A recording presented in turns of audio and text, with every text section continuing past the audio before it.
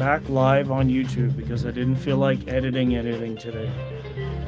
Welcome, my friends. Thank you for joining and watching, clicking on a video. If you're new, thanks for being here. If you're returning, thank you for remaining and supporting as always.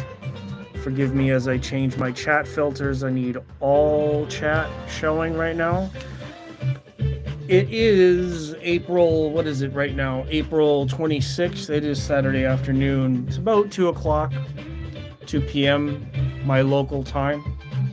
And I had a number of different things that I wanted to talk about, but to be honest, I probably won't be on here very long. I'm not going to make this a very long video. Was recently sick. Friday I was sick, had a sore throat, possibly viral infection. So I went to the doctor Friday, checked everything out. My throat's okay, so I can do some live video today, but I probably won't do any other videos. One other thing in the audio system to talk about, I got a topping XLR output preamp for my computer system. So that preamp is actually working out really well. I probably will put some posts up on my community page about the new preamp. I got it because I'm using XLR input powered speakers at my computer, and I needed to have something that was going to provide enough voltage, enough control, and the sound quality that I needed at my computer setup. So I decided to stick with the DAC. I didn't need a preamp DAC. I just needed a straight preamp with nothing else really included. So I'm using my computer to stream, and then I'm using the topping DAC into the topping preamp, and that is all controlling the Bucart audio system. So let's take a walk. We'll go through my rooms here, and I'll showcase what's going on in this room. Not a whole lot to speak of. So yeah, here's the system. It's pretty dark in here, this room. The SMSL system here, this is the integrated amp with the DAC built in. So that would be powering my Radiant acoustic speakers, the Kanto speakers, and other speakers that were on my desk. So this one's self-powered DAC, USB in or RCA in, and I was using the topping DAC to feed the SMSL. But with the Bucart Audios have XLR inputs, so I needed to have a new preamp, and that's this one here. And if you listen really carefully, let's zoom in really close so you can hear this. It's got a volume ladder built in, so that's a headphone preamp. That's the L70, and I'm running the XLR, not the XLR, sorry, I'm running the RCA from my topping DAC into the L70, and then that will be connected via the XLR inputs to the power amps on the back.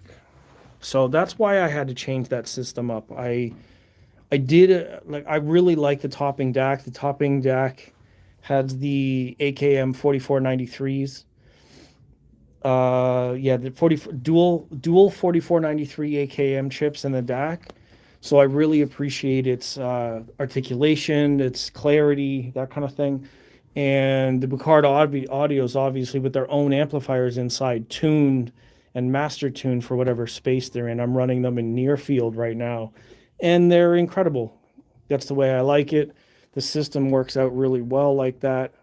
So let me browse around here. Welcome to my friends.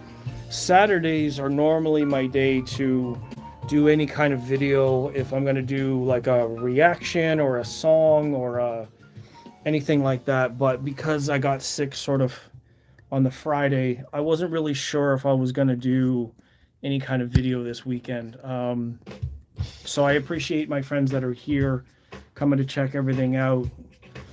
Carmine, welcome. Good afternoon. Got the crud. Yeah, exactly. So it's like The virus always starts like in your nose or in your throat, and then it just kind of like grows into everything else when it generates anyways. I don't want to talk about a cold to everybody, but you know what I mean. So Thursday, Friday, my throat was just no good. I've been actually struggling to like breathe when I'm sleeping. So the last few days haven't been that good. So today, this video is going to be pretty short. I just want to talk about a number of different things, the topping preamp being one of them. And then obviously there's been a number of different songs showcased in the media lately. I've been posting up a lot of different stuff about that. I've been really enjoying the reaction videos, but at the same time, I don't want to do any of them myself because it's very bandwagon-ish. It's not my original content.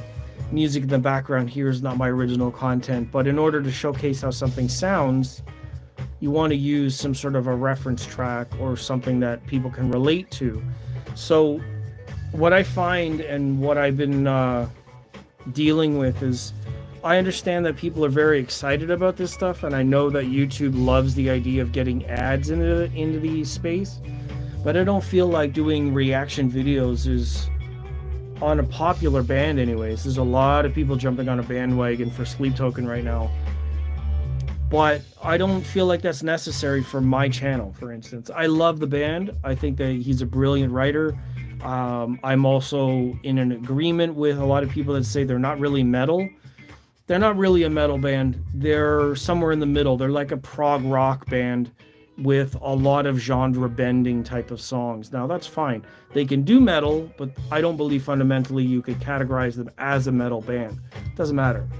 The music is still great. And that's basically the end of that argument for me. And also a lot of people speculating about the song's meanings. I mean, really, it's similar to a lot of other artists that have been in the media, and even Rush, the song Limelight, talks about dealing with fame and popularity and then losing anonymity for the sake of being a musician and an artist. That's really rough. You're trading up a lot when you're an artist. And, some of these guys, Kurt Cobain was one of them. I'm sure that Chester from Linkin Park was another one. These guys express in their music a sentiment and a feeling, right? And it's sort of like, as fans, we don't really understand what it's like. I mean, unless you're also a musician and you're touring and you've had your privacy taken away from you. There was a story by one of the mixing engineers that reacted to the videos talking about how the Beatles, when the Beatles were a new band, they were basically mobbed, right? Like, the Beatles were so popular at that time that the idea of fandom, and as many people were around them, they lost a lot of their privacy. I mean, you need security to move around. Fans are like basically everywhere you go. They're harassing you. It's not a normal behavior being a fan, and you can push that too far. I mean, Eminem's talked about it. I'm sure that some of Chester's music has got to talk about like his mental health, things that he struggles with. A number of different bands, I guess, I've talked about this idea of fame and fortune and then losing your privacy, and it's all over the media. So anyways, there's a lot of that going on, and I don't want to add to that either. A follow-up to a comment. I had somebody in my comments criticize my videos, talking about how I wear like silly pants and my videos are this and that, and they criticized my Buckeye Audio monoblocks here. They criticized my video for being not well polished, not edited, lack of information, pretty much criticizing me for doing a community a disservice. But they used the word abuse, like I didn't do a good enough job, so that person watching my video felt like they got abused because they didn't get what they wanted out of the video. And I absolutely think that a comment like that, I don't care how professional your work is or how skilled you are. I mean, someone that says that kind of a thing as a retort to a video they watch clearly has some other issues. And I don't care if my videos are edited that well or if they compete against people who are have the time to edit all day long and that's their job and they get paid to do. I don't get paid to do any of this stuff. YouTube doesn't pay really any kind of money from the ads because my channel's very small. Would it be bigger if I was editing properly and I was like tapping into the general population with like editing and cut tactics and color and underscore or subtitled video? Like, yeah, maybe I would appeal to, the bulk audience, but then my videos would be just like everybody else's videos. So no, I'm not getting paid because I'm not following the bandwagon. I'm not doing the same kind of work that everybody else is doing in order to be popular. I'm trying to do things the way that I feel comfortable doing them, which is doing them live, doing them like basically candid video, doing them in such a way that I don't have to edit my material at the end of the day because I don't want to spend what little time I have on editing. It just doesn't sound like a worthwhile thing to do at this point. At some point when it really pays off, then okay, maybe I can do that. And then it makes me wonder, like, okay, the criticism, some of the wording was questionable, but at the same time, I understand that some people, or the majority of people, YouTube in general has their algorithm, and it makes people fit into the algorithm, or you just don't do well. So it's forcing you to conform to the normal in order to gain success. And I don't think that that's a worthy thing to do, because when you force yourself to do something that's not normal for you, you end up losing yourself. And then what happens when you gain success? Then you don't have any part of yourself left. You've got this pre-programmed package that the algorithm and that the populace at large, or the audience in general, they appreciate the things that you've done according to the statistics. That doesn't mean that you're being authentic anymore. It just means you've been able to follow the system. And again, that's another reason why I don't really follow any of that stuff. I don't feel like sacrificing what I'm doing and how I feel comfortable doing it in order to gain success. Some part of me would be lost. So if people don't like what I'm doing, then I understand, but I'm not going to conform just so you do like me. It's just, too much of myself is being lost. And if the rule of being yourself and being authentic is the number one rule, then I don't really want to hear people telling me what to do. Because if I'm being genuine, I'm being authentic, and I'm being myself, then no other advice is really valid. It's a really strange world, the public space. Yeah, they hurt. Carmine's saying the human experience, both good and bad, are what we give artists and their drive, and hopefully that comes across along with great technical skills. Yeah, and that is the pains of being an artist and in the public space, is the public is going to respond with their own thoughts and feelings and perspectives, and they're going to judge and criticize, appreciate or dislike, and they have the freedom to say what they feel like about it on public forums. That's part of being in the public. I don't disagree with that. Absolutely. If I put myself in public here, I'm in the viewer's eye, I'm at your mercy. I can only hope and I can only pray, whatever prayers have to do with it, that a certain level of respect or etiquette is applied when criticizing or offering feedback or giving an opinion, like these kinds of things in the public space. Now, I'm in a situation here, obviously, with my space in my room where I only get one day to do anything and everything that I like to do. My space is being shared right now. This is something that anybody who's been on my channel for a while knows, that I've made compromises this year and my 2025 year is not going the way 2024 did. I've missed 2 shows. I didn't go to Florida Audio Expo. I missed out on Expona. I did the Toronto Audio Fest in October 24, and I did Montreal Audio Fest in March 25. But outside of that, I haven't had much success. And it's not because of lack of skill, lack of production. It's a combination of things. Obviously, 25 has got new politics. But also, yeah, I mean, my consistency of work has slowed down because I'm sharing my room this year. I don't feel two ways about that. I think it was the best choice that I had. I think that the compromise I made is going to serve my life and the situation in a better way off camera. I don't live for YouTube. I'm not employed by anybody to come and make videos. If anybody really wants me to do something, then there is a money button. There's a donation button. I've got PayPal that's open. I've got contracts that I can do. I've got equipment that are open for things like that. The idea that we're on here as entertainers or artists in general, and the audience or fans are entitled to a certain delivery or a performance by an artist just because they're in the public producing anything, is absolutely absurd.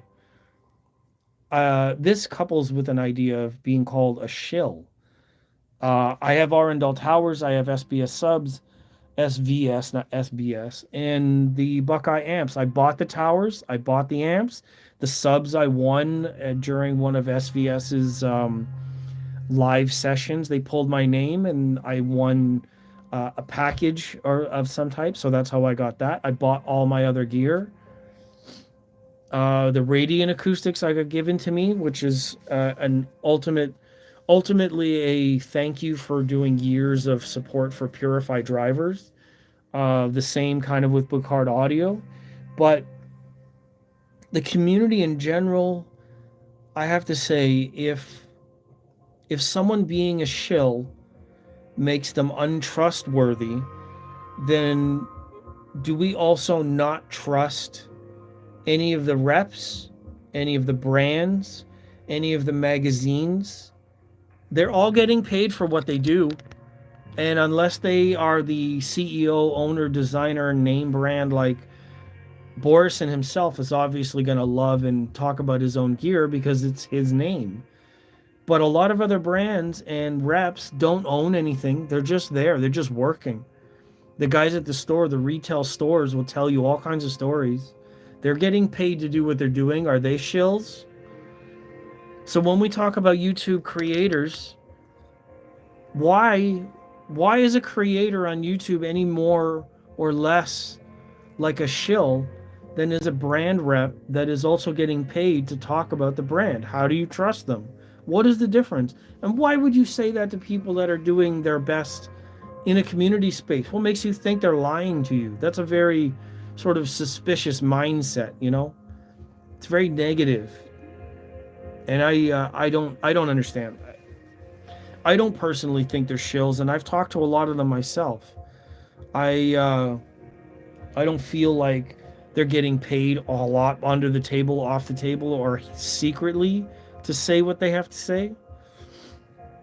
You know, Carmine's saying the living situation will always be what comes first. That and your health, of course, yes. And getting all the shows, the Canadian dollar is always going to be an issue along with time. Yeah, exactly. It's, you know, being in a position to do media work comes with a price tag. And honestly, if brands and reps and media outlets and they don't have the money to pay for the work, because it is work, then why would we do it? The same with any kind of support or negativity or criticism. I am sooner willing to make my work and my videos and my community private and only accept the ones that are genuinely involved, because it is a lot of work. It takes up a lot of time. It does sacrifice a bit of stress. Certainly not, you know, enjoying my system like this. I'm in my room. I'm I've got my camera up in front of me. I've got my other camera over here. I got my laptop on the floor. That stuff isn't in the room because of it helps and enhances my listening experience. All that gear that I bought, the camera that I own, the video cameras that I have, the editing gear, the laptop, all that stuff that I bought was to make videos about audio, essentially for free at this point. So with some grace and etiquette, I would assume and hope that the audience realizes that, we're not getting paid to say anything. No one's paying me to edit properly. I didn't go to school for it. And I don't have a passion for editing. I have a passion for audio and music. Music is the thing that I love the most about all this stuff. And to be honest, making videos gets in the way.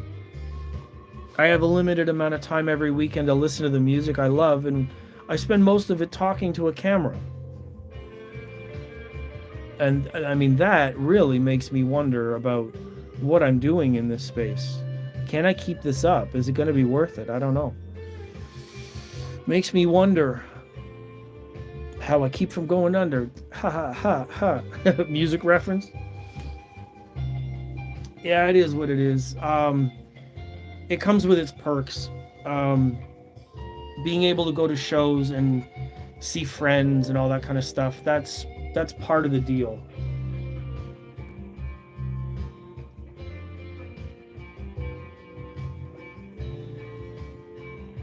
So before I go, I'm going to do this. I did just pick up this. I'm still buying CDs.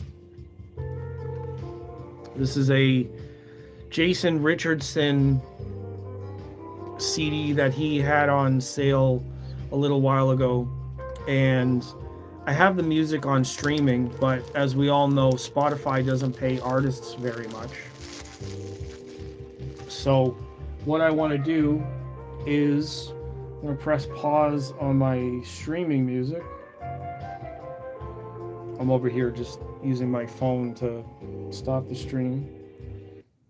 And what I'm going to do is switch the inputs on the Rotel to the CD input.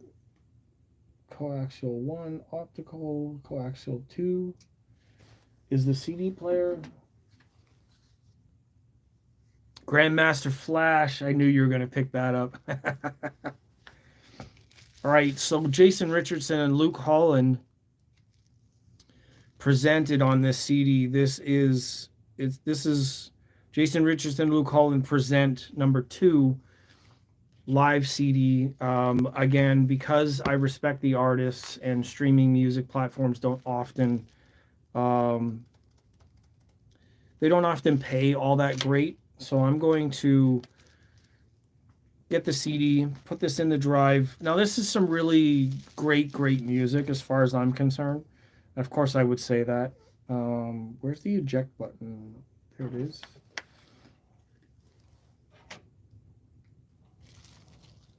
I have the CD revival is a thing. The transport and CD DACs reasonable price are phenomenally good. Yes, 100%.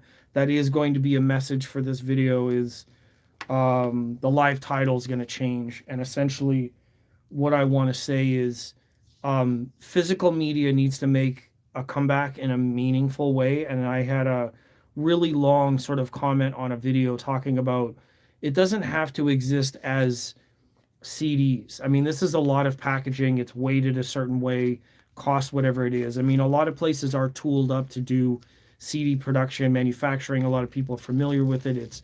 It exists in a lot of places, but is it the most safe going forward? And most of the time, no, it's not. The reason why CD audio isn't always the best is because computers and ripping software and digitized format, it's all kind of the same. It's opened. As soon as you buy the physical CD, it can be stolen. It can be people can take advantage of the fact that they can copy the CD, they can reshare it. Then we get into like Napster and LimeWire and Pirate Bay and all that kind of stuff. And nobody really wants that. The artists don't want that. I mean, Metallica definitely had a problem with that back in the day. So the reason why I've got the CD is because I want to pay back the artist, but also because I don't want to be cut off from my music. If I lose the internet and I don't have an internet to stream my music, the music goes away. So this is a way for me to ensure that I have a backup for my files so that I can enjoy this music without anybody getting in my way.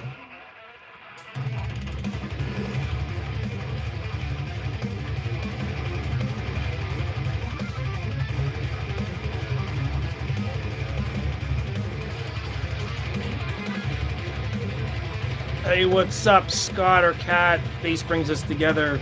Hopefully you're feeling better. Thank you for coming and joining in, watching the little stream here. Got some CD music going.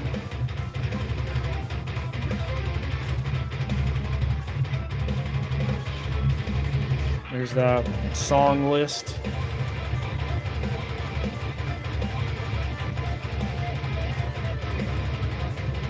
So this is Jason Richardson and Luke Holland. It's the CD that was on Jason's website the other day on sale. So I bought 2 copies, one to listen to, one to keep for a backup. I was just saying that like high-res audio and music streaming platforms have changed so much. I mean, artists want to get paid for what they're doing, and we owe them that much. Everybody else in the music industry had a really big problem with downloading files, sharing files, pirated music. So what I was talking about was like we need like an alternate, just like an alternate physical format, right? So if we have CDs, okay, I mean, let's get into this. I'm going to give this idea away, and then somebody's going to become a fucking billionaire because I gave them the idea. This always happens. Don't have any capital. I don't have any technical skills. I don't have programming skills. What I have is a good imagination. And every time I open my mouth on a public forum, I'm basically just giving my good ideas away. And one of these days, maybe I'll learn my lesson. A physical format that contains digitally encrypted files can be used in a way like a Game Boy cartridge. You don't see a lot of people emulating games, even though it's digital content. Why? It's proprietary. So if you make a new standard like Sony Philips and CD code, and you make it a proprietary code, but you cut out the physical mechanical drive of a CD, because like if the CD gets scratched, useless. I think if you make a new physical medium that's a little smaller, because you can't, this can't be mobile. I mean, it was.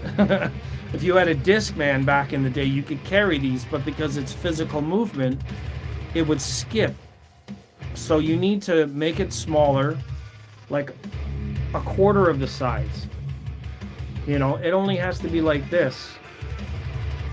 You guys understand what a quarter is. The fuck am I doing? Make it a quarter of the size. Make it like a cartridge so you can insert it into a player at home or even mobile. And make it proprietary code with a high level encryption. That way it can't be copied, it can't be digitized, you can't have a digital bit stream out. It can only be encoded like MQA was, but not MQA. Some other kind of decryption file, like a digital handshake or a DRM or whatever you want to call it, because people are not streaming and sharing Spotify files even though the file is being loaded. Like, it's possible. I know that it's possible to do this stuff. If we had a new physical media other than CD or vinyl, and it was a new digital format that could be encrypted at high level decryption and proprietary gear, then we could sell new physical media. We can make sure that artists get paid for what they're doing. We can make new technologies that would sell hardware that would be suitable for home use and mobile use, so we wouldn't be leaving anybody out. So Adam saying, many don't know what a quarter is. You would be surprised. It's like a lot of people don't understand why it's a quarter as a coin. I'll let the smart people in the comments write down why it's called a quarter. Hey, you know what? I give people the benefit of the doubt, and I appreciate you being here, by the way, Adam. Carmine, thanks for sticking around. So you're absolutely right. Streaming doesn't pay anything like selling physical copies. And of course, why bands have to endlessly tout. Metallica was just in Toronto last night. Yeah, a friend of mine did actually check that out. But I'm Just a Girl, and Gwen Stefani's song I'm Just a Girl had a lot to say about everything that's been going on in the media even recently. And if you go back and listen to lyrics from bands a long time ago, they were sending us messages from beyond in order to help society, culture, community. There's so much locked up in old music, and that's why not only do I believe that we really need a revival for physical media, because these artists fucking deserve it. They gave us so much. And what happened? What happened is my question, right? And Princess Pasta, thank you for being here. I'm shocked to see your name on screen. It's quite a twist. I remember mini disc, Aaron Dawson. I do remember mini disc. They were similar to CDs. They were smaller in size, but they were still susceptible to skipping and scratching. They were contained in their own sort of like cartridge. You know, they were about 2/3 size ish. So they were still a little bit large in terms of, you know, they might have been like original Game Boy size, but they still skipped. The players were a little bit big. It didn't catch on, and I'm not really sure what, you know, one reason or another. Some people may comment below why HD DVDs didn't win the battle and why Blu-rays won that battle. And also, Blu-rays are Sony licensed, and you can't play Blu-rays on an Apple computer because of format wars. There's so much of this stuff in music, in technology, in everything. Everybody's competing, and like, why can't my TV just turn on and not flicker black and turning this way and that way, and every time it loses the signal, and it has like this, you know, like this bro code handshake between devices. Like, get it together. What the fuck? HDMI handshaking problems. At this day and age, with as much advanced technology is going on, why is that still a thing? I don't understand. Anyways, let me shut up for a minute. I'll play a bit of this song. I love this album. This guy is absolutely amazing. I'll get this in here as a sample. You guys can still see the comments.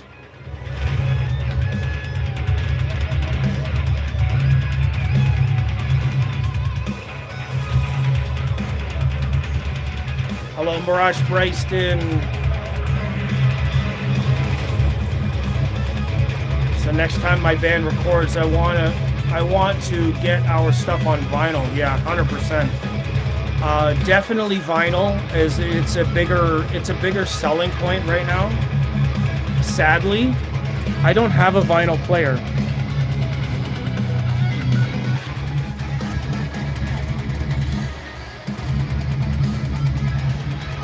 I don't have vinyl in here. It's just streaming and digital.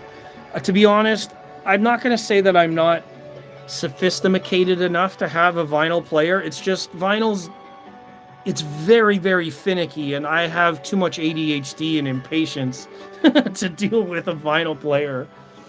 Again, Jason Richardson and Luke Holland, this is Presents 2. it's zoomed in, so it's not going to read very clear. Anyhow, I'm going to need to rest my voice. Sadly, I'm still recovering from being sick. But I appreciate everybody being here. This is actually amazing to see so many people tuning in on a Saturday. I didn't know what to expect when I started this today. And for y'all that are keeping track, I am wearing different pants today. You see, these are all camouflaged. I picked them up at Amazon. Not because somebody in the comments was talking about like the pants that I wear, like the pizza pants that I always wear, and they said some weird stuff. I talked about it earlier in the stream, and I was like, nah, you know what? Like, I'm not changing what I'm wearing because somebody's criticizing me. I just felt like wearing something different today. I always wear the same thing in terms of like they're pajamas. Like I'm at home just resting, so that's what I wear. Today I thought, I just got these. I got a new belt that's actually pretty cool. It's like military buckle. It's just like push latch. It's actually pretty cool. Went out for a walk. It's very comfortable. Today in the area it's actually 10 degrees. So it's actually like cold. It's supposed to be springtime, but every once in a while we get this like weather dip, right? It happens. People can be shallow. I pay no mind. Yep, absolutely. What the line that's common is like the lion bears no mind to the opinions of sheep. Game of Thrones, right? It's pretty true. So where I find that I get a little caught up in the opinions though is if you're in the public space, like I was talking about earlier, if you're trying to be successful, then you sort of want to be mindful of public reputation, because the public is what ultimately does the paying, right? Like if you're a business, that's why I'm not going to get into it too much, but over the last 5 years, as far as I'm concerned, looking around my neighborhood, liberal whitewashed Canada, a lot of businesses jumped on the bandwagon of flying flags and parading colors just to make sure that they're not being cast out of liberal media so that they can look inclusive. Now, I don't fucking believe for a second they're being honest, but they want to look that way in the media so that they don't get cast aside by a large public buying base. Their customer base would reject them if they didn't follow suit, like I talked about earlier with conforming and being accepted. Oh, I might do one song reaction, but I know for sure that my stream's going to get muted or blocked for it. So maybe I won't. A lot of people have already done it. I'm going to play it later, but I won't do it for this one. Probably already going to get this copyright struck because music in the background.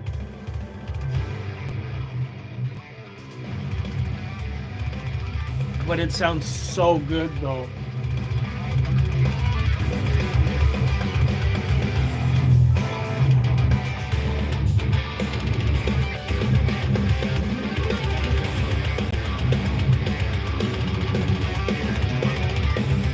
Do we like the pink? Should I change the color?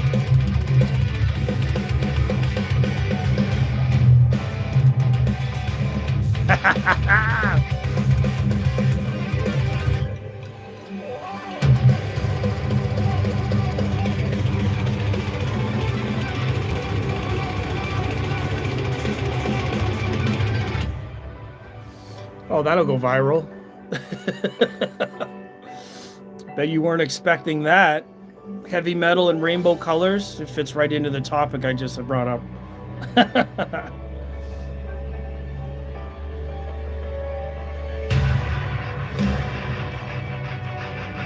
Yeah, that would probably go very well on TikTok, but I don't have TikTok yet.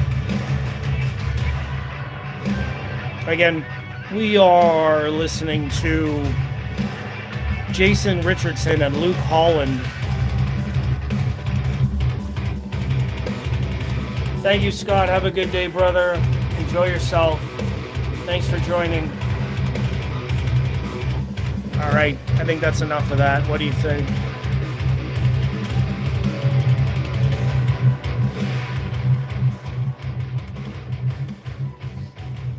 I love a diverse bit of music. Play drum and bass, metal, jazz, funk, pretty much everything, like all kinds of genres. I've been really getting into country music lately, if I'm really honest. Yeah, it's just it's a lot of fun. A lot like exploring music for production value, for all kinds of stuff like that, and learning new things about music in general. So like artist background. Yes, Mirage Bryson's talking about Jelly Roll. Jelly Roll has some amazing music. His vocal quality, his storytelling, that's why I love Sleep Token. Sleep Token's a fairly new band for a lot of people, but their success has come at an accelerated rate because of their storytelling, the musicianship, the production value that they have in the recordings. Like, it's one thing to have a very talented artist, and a lot of, even creators, a lot of the times, like their production and their videos and their whatever could be sabotaged by I'm gonna have to cut this one soon. My throat's not keeping up with this. Creators could be sabotaged by like bad audio, a microphone that doesn't work, or a shitty cable, or sometimes the photos don't turn out right, or the focus length isn't perfect when you're doing, you know what I mean? Like it could be really, really great content, but the recording is really what can make a big difference in kind of how people perceive it, right? So give me a second here. I'm going to switch back over. I'm going to put Jason on hold. I would die if I see his name pop up in my stream. You're like, bro, you put me on pause. How dare you? I don't think I'm that popular yet. All right, let's see if we can't get this going. And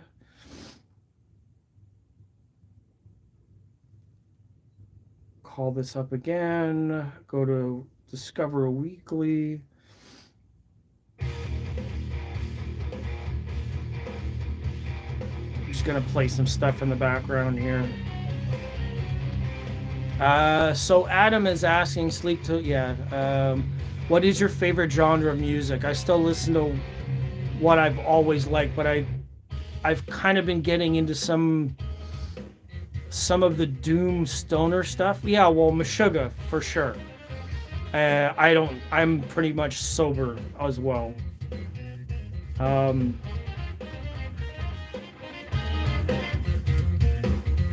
on.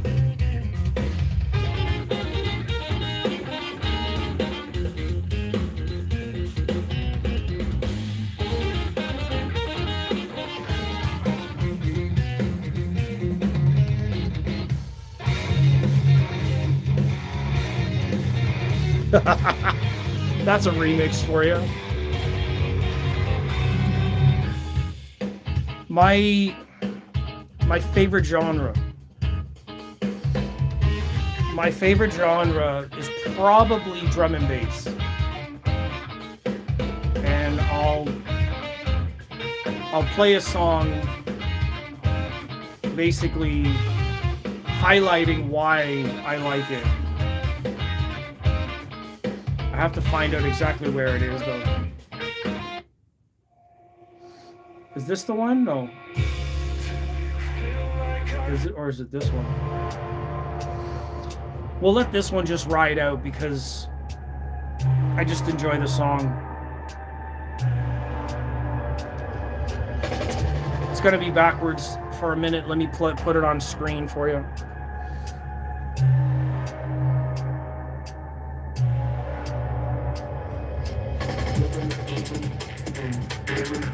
Yeah, it's got a nice vibe.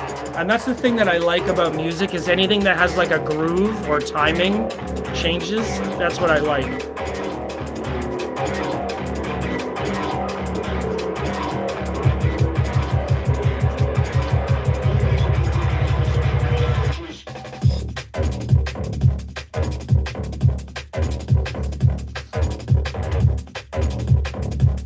bass, so I have to like this stuff. It's the law.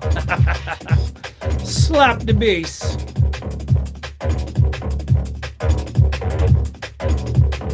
Yeah, I really appreciate the genre because it's a combination of like sound design, the bass frequencies, the speed of the music, the tempo of everything really gets to me. That's what I like about drum and bass is it could also be very genre bending, and you can have a lot of different stuff with drum and bass and it fits a certain vibe, right? So like that's why I really appreciate it.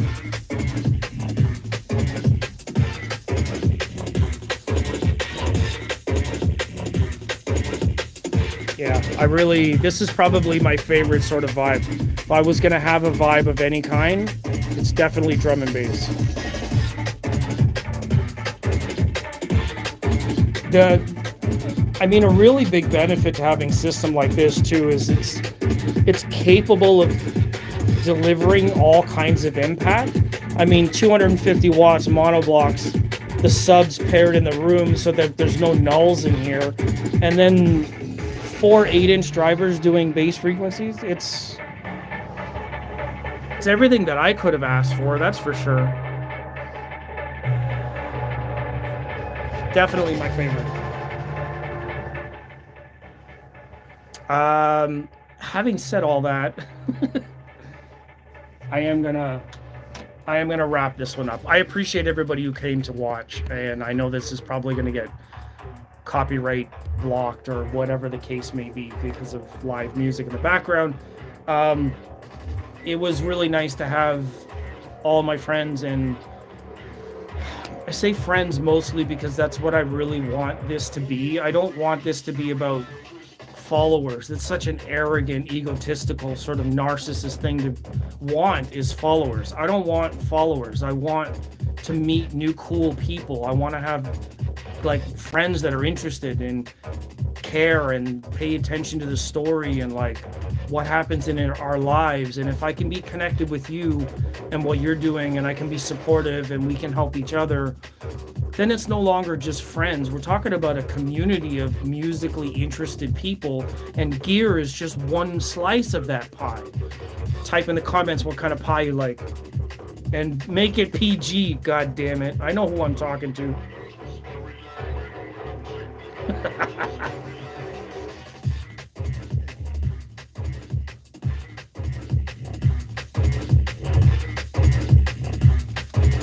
It's a good vibe. I like this song.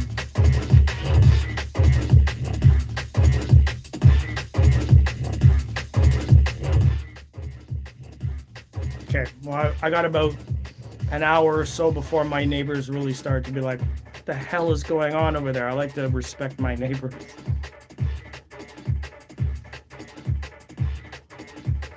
But to be fair, I kind of only do this one day a week, and some of my upstairs neighbors play music every day to the point where I can feel it in my walls.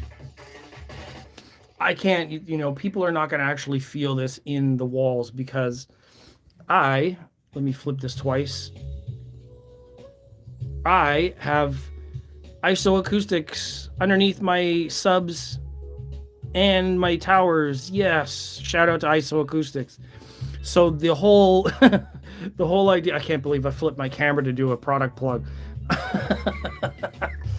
The whole idea behind isoacoustics is to decouple the cabinet, the resonance in the cabinet from the floor, thereby not echoing back and forth. The air pressure may affect the walls, but vibrations and resonance travels through solid objects or through solid material 16 times faster than in air.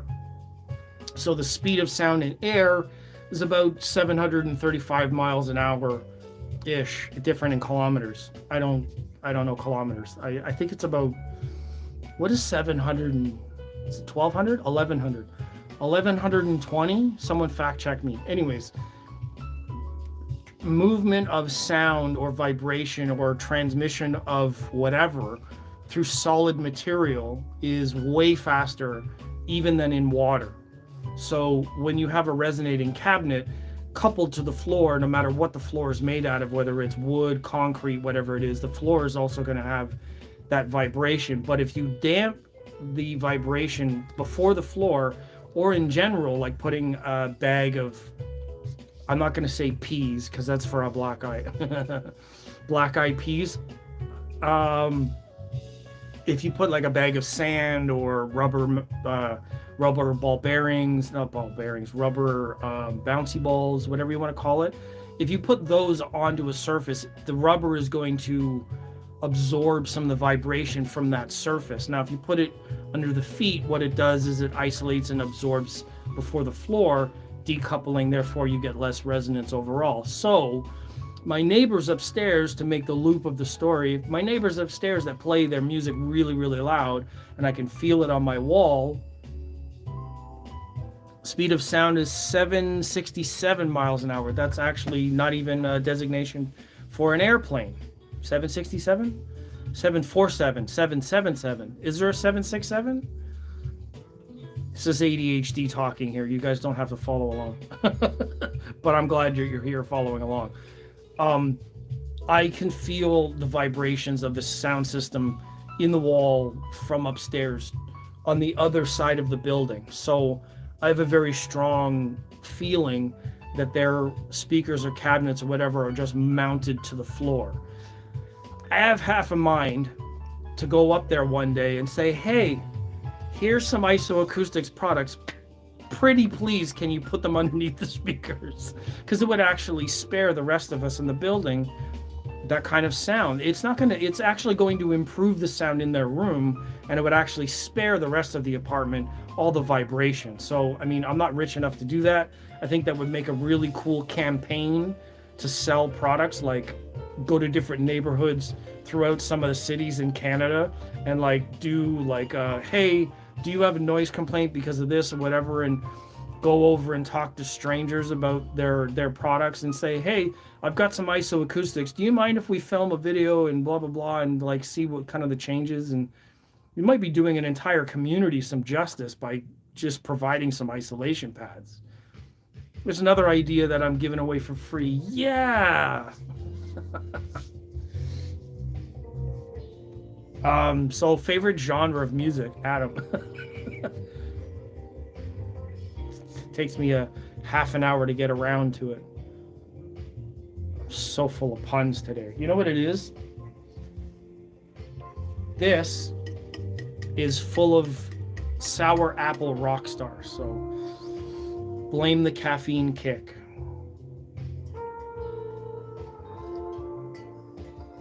That's why. True Voice of Reason's here. Thank you for joining, my friend. Adam, for being here and commenting. The band, you got to link me the band name and that stuff. You can find me on Instagram under the same name. And I will follow along if I'm not already. Because screen names and whatnot, we get kind of lost in translation. I'm not really sure who it is that is following. Maybe I already follow. But thanks for being here. If you didn't catch the beginning of the stream, please go ahead. If you're catching it somewhere through the week, thank you. Comment anything that you would like, as long as it's polite in the comments. Etiquette, respect. I'm not really big on policing grammar. That's fine. Run-on sentences, I can handle that. Bad spelling, I'm dyslexic anyways, it's fine, I can translate.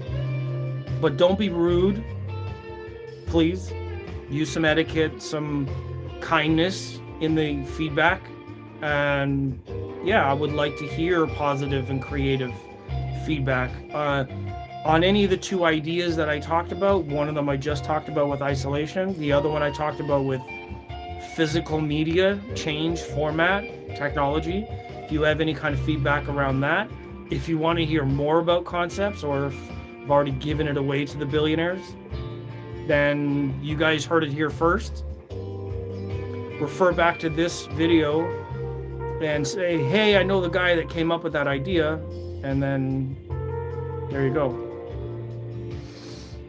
So I'm the same way. I start talking about something, and then as I talk of other things, I start to branch off. Yeah, yeah, exactly. That's that's ADHD in its purest form. Is it's tangent after tangent, and it just branches like mycelium. Uh, Vinay Kumar joined late. Just wanted to say I loved your Montreal Audio Fest walk along video. Thank you. I know that some of the video angles weren't great. It was because of this camera. While it's super popular,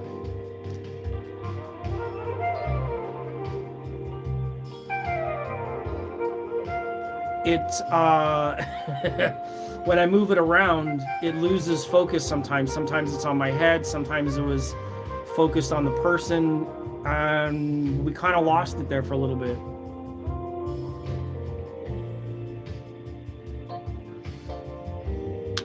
So blame the camera. I did my best. I appreciate it. I think some of the sounds were pretty good. I didn't get to every room the way that I wanted to. There's part 1 and part 2 of the Montreal Audio Fest video, so I appreciate that. Just the right cadence and detail. Someone had on a comment they wanted to know in the videos, and I actually appreciate this comment. Someone had said, we'd like to know like what's playing and some details about the product in every room. So that is actually something that Audiophile Junkie does a lot. Like Jason is really good at that.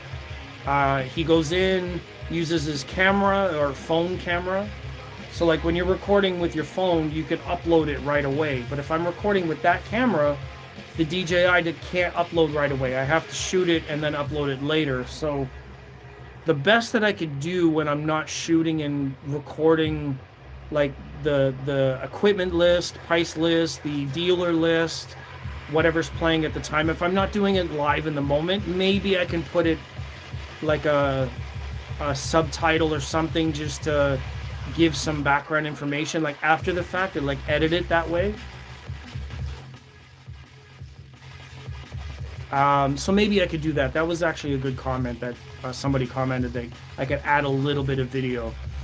So this new band is brand new, not even a name yet. My last band was in Foreclose. What? In Foreclose, is that the name of it? Oh, close to. I was in for close to 20 years. We'll be putting stuff up once we record. I'll find you on Instagram though. Perfect. Thank you. Appreciate that. Well, I like supporting and hearing, and certainly with music and artists. I know that it's not easy, and I know that it's a very dynamic sort of field. So Vinay's saying as feedback, I'd say maybe if you could capture sound with an aftermarket or external mic for upcoming shows, that would be fantastic. Yes and no. It's kind of difficult because, say, if I'm shooting in the video and I'm walking around the way that I am, the reason why I'm walking around doing it is it's very fast. It's easy to do, and if I use like an aftermarket mic, like a Zoom mic or a Rode mic, I have the DJI mics, and I could make a stereo rig, but then I would be carrying my camera and the mics, and I would have to be on the go, moving in and out of the room. So you can see how it's difficult to actually get like a good spot. You know, you want to hear it on the video in the middle seat, right? But if you see in the video, you can't always sit in the middle. Sometimes you just go in and the rooms are packed. You don't have all day. It's not private session. It's really difficult to actually get that center seat.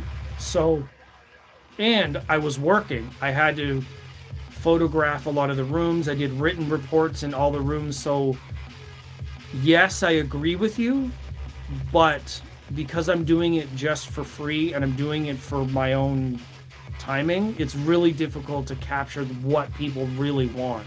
And nobody's paying me to get what they want. So I understand the request, and absolutely it's a good idea, but unless I have some incentive and some support to do such a thing, and I don't own those microphones, I'm not going to spend the money on the microphone and then barely use it and then not get any money back. It doesn't really, it's not one to one. So while it's a great idea and I appreciate that it shows as well, it's not possible right now. Going through and like meeting people and talking to the reps and saying hello to everybody that I know at the show is more important for me, because there's 20 other people that have cameras. You can listen to everybody else's videos and Jason's videos, and like sometimes Jay Ziagi is at shows and he does very good videos. Like all these other guys will have videos of the show. For me to do it also, it's like, okay, if I had a Patreon and if each of the Patreons were like, here's $2, then I can make it a private video, but we don't have that set up.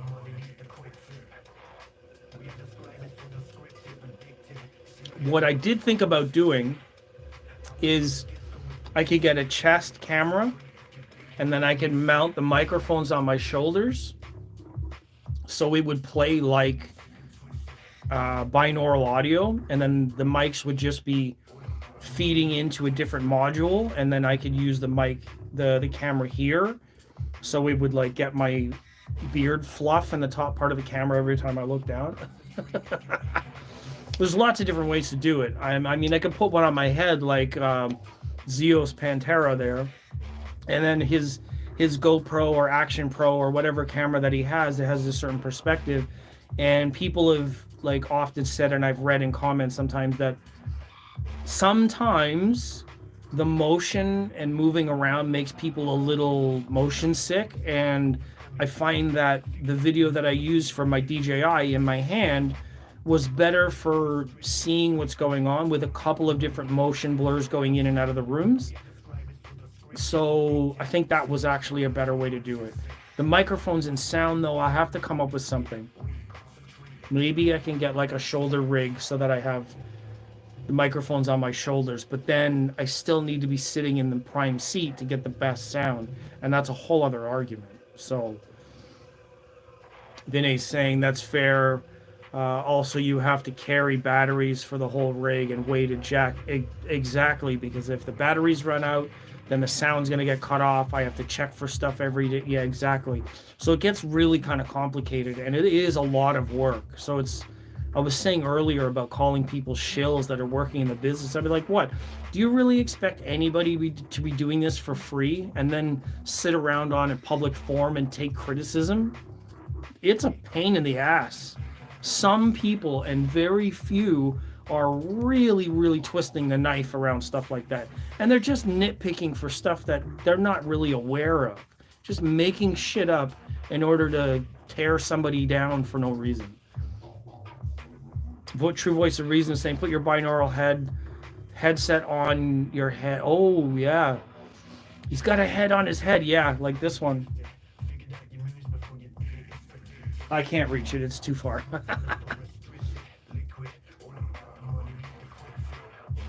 Like Ron at New Record Days got that whole mannequin head with it's actually a whole microphone with the shape of a head to do proper binaural microphones.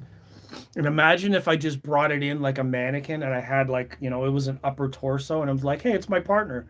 Can she take the front seat and just put the mannequin in the front seat like a microphone? Reserve seating for disabilities. That's too funny.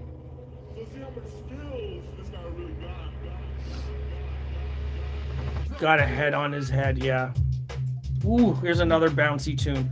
All right, so now we're in 4 minutes. We're gonna leave on this one. Let's flip my camera. Is it the wide angle? Yes, it's the wide angle. Thanks again to everybody who was here. Mirage Bryston, Princess Pasta was here for a little bit. Adam's still here. Vinay's here. True Voice of Reason. Bass brings us together. If you guys don't follow, check that out. I appreciate everybody who supports, who is genuine, who is polite, who is respectful, the guys and gals, ladies, women, dogs, pets of all shapes and sizes, Three Ring Circus. Those who show genuine support are truly appreciated. We're going to always have haters. We're always going to have trolls. Criticism and feedback is welcome, but it's all about how you say it, not what you're saying often. We all can learn a little bit more about how to say something right and not always just what is being said. The how resonates more than the what. Took me a long time to realize that one, and as a public sort of person in audio space, the more you see online turn people into narcissistic assholes, the more you hear this feedback and you realize the how you say it really, really makes a difference.